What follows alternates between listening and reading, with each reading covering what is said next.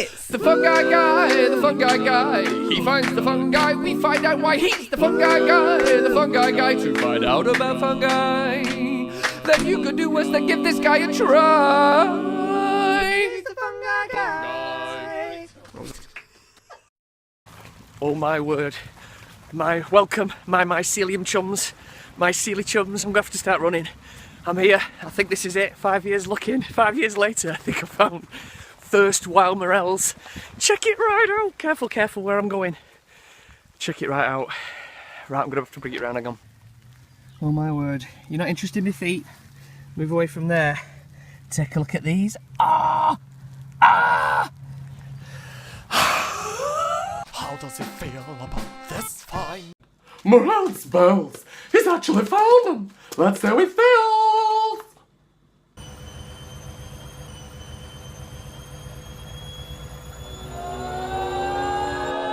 Yes. It's time. Yes. It's time. Yeah. It's time.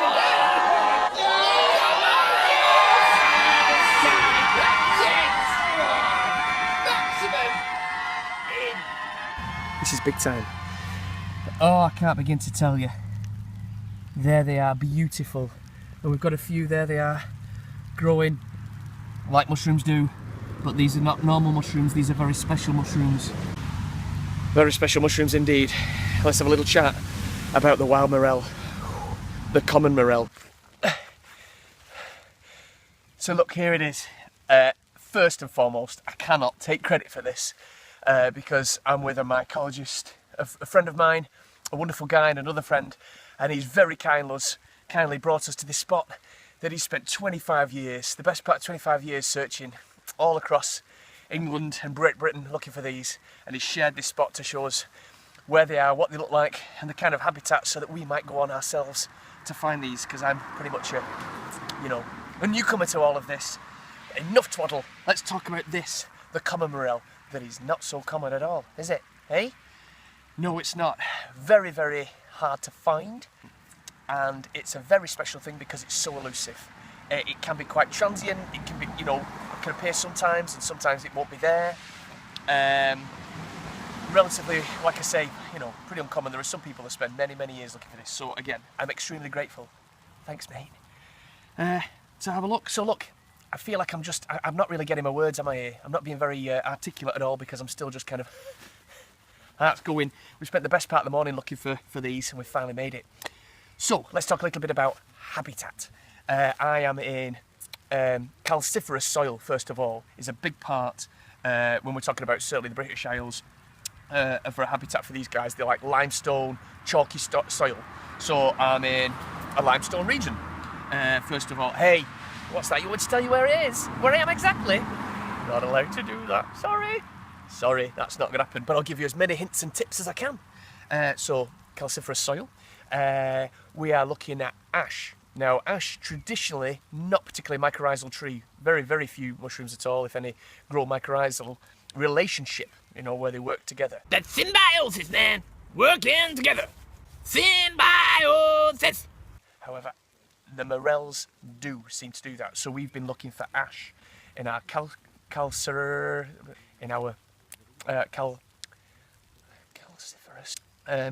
Now then, there are a few plants that come alongside, so we're looking at the ash, and it can even be young ash. It doesn't have to be ancient trees, which often bring up some great fungi traditionally.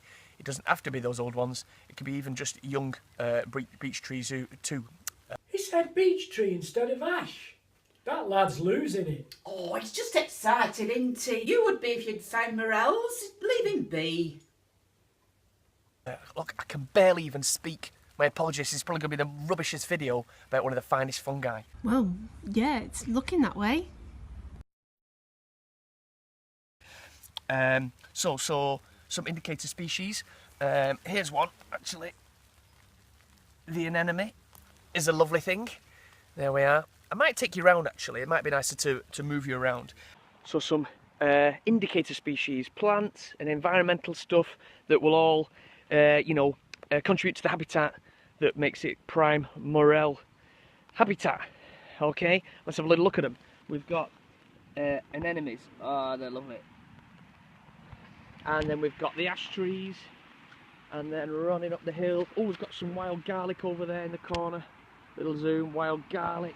Yeah, that's another one. We've got Dog's Mercury over there, and you know, calciferous soil. Let's get a little bit of focus. Look at that, absolutely stunning. It's a beautiful thing. First of all then, you've got that stem, not a traditional stipe by any means, and in fact quite convoluted and folded here. Very typical of the Helvella. Common Morel. It can look a lot like the yellow morel, but the big one, the part of this is a beautiful size here, you can see it's almost a fist size, is that you've got this honeycomb effect here.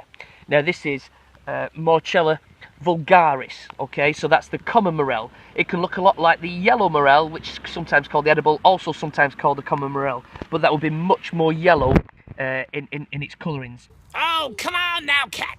That's my job. Morchella vulgaris, it is. And vulgaris, well, that just means edible. Now, he also be talking about that other common morel, Morchella esculenta. Esculenta? Well, that also means edible. So, that'd be that then. What makes this vulgaris are these dark pits inside the honeycomb. It's very, very dark. When it's younger, not surprisingly, it's a much tighter ball. There we go. And all the pits inside and honeycomb effect, beautiful. Light at the edges, as you can see there. All lighting up, and look at those little pools of water catching. It's a beautiful thing. Oh, zoom again, don't give up now. There we go. Absolutely gorgeous. And we've counted, we think about, I don't know, 23, 25 little specimens all around. Just beautiful, beautiful things. Let's open one up and take a look inside. Now, one of these, we found one knocked off. So something disturbed it. There's possibly a badger set down there, could be that. So this one, the head of it's knocked off. That was where the stem attached and got this hollow. Let's bring it around here so I can talk about it. Will it focus for me? Yes. So what you'll find with this one, with the Common Morel, is that when I cut through it, you'll find it is, oh, there we go, hollow inside. That one just demonstrates it well. Look at that, beautiful furrows. Oh, little, I want to say catacombs, that might not be appropriate at all, but it seems right. And you've got this hollow spacing in here. There, look at that. That's a beautiful thing there. Another last look at that pit in there with the white edging. Gorgeous. So there it is, people. There it is. I don't know if I managed to fluff anything out there of any sense. Quite possibly not, and tough anyway, because you're going to have to do your own homework, just like I didn't. So there it is, Morchella vulgaris, the common morel that's not so common. Good luck, people. Good luck and good night. Oh, hello again. Listen, I just want to share something. It's the end of an incredible day. I've even found more types of morel, but that's for another video. I'll share that another time. What I do want to share is I've been thinking about this and what an amazing day I've had, and I'm thinking that perhaps I should share their location with you so that you too can go out and find your own morels. No, Ali, don't do that. I feel a bit like I'm pulling back the curtain on the wizard. It's a bit, am I allowed to do this? No, Ali, you're not. In fact, you're contractually obliged not to reveal this location. But, you know, I've had such an amazing experience, and I just feel like, you know, let's share the wealth the same it was shared with me. He's going to give us a location. Joe, he's going to give us a location. Have you got a pen, Bob? Thanks. So that's bread and butter, me crab sticks, or make me a flask, will you please? And maybe make that a big flask. In fact, don't bother with the flask. You go and start the car. So, on that basis, so that you all get to enjoy morels the way I have today. Where are you going? Where do you think? I have to see these morels. I'll tell you where they are, exactly where to find your own. So maybe get yourselves a pen and a paper, and I'll give you I've got the coordinates. Here we go. Here we go. Right. Ready? Here we go. The coordinates to find your own morels in the UK are... Oh. Someone get me Jane.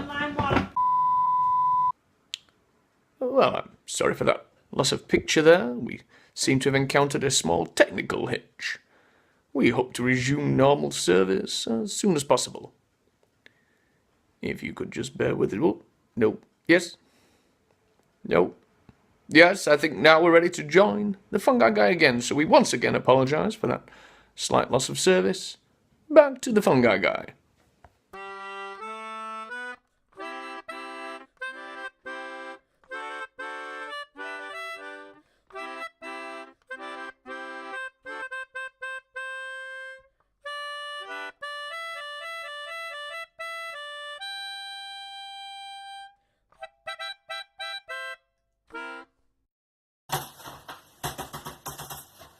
No! Crabsticks, crabsticks, crabsticks.com! With an all-new improved recipe. Now, with no added preservatives, no added colourings, no colour, no flavour, No shellfish, no sticks, no crabs, no dabs, abs, kebabs, kebab abs. or onions.